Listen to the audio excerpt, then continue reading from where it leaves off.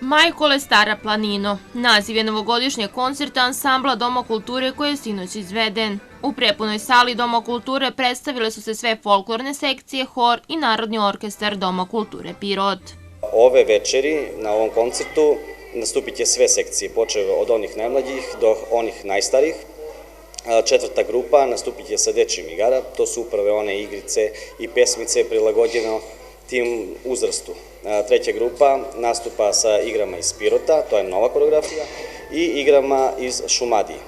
Drugi folklorni ansambl, pripravni ansambl, nastupa sa igrama iz Leskovca, kao i igre iz Gornjeg Visoka. Grupa veterana nastupa sa igrama iz Makedonije i igrama iz Gruži.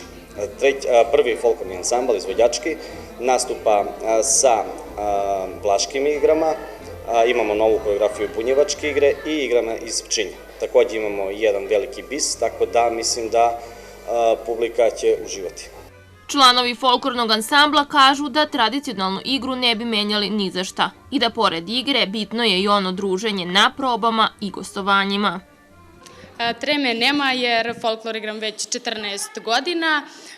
Meni ovo dosta znači, tu su moji drugari i drugarice, pre svega druženje, čuvanje tradicije i mi volimo da nas publika vidi.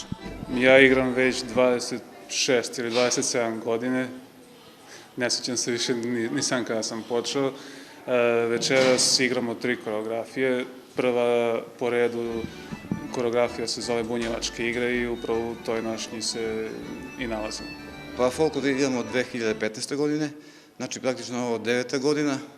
U početku nisam imao ni malo teme, pošto ništa nisam ni znao, a sada možda malo imam. Ali rutina je prevladava kao i uvek, to je jedno fino društvo, igra kao takva.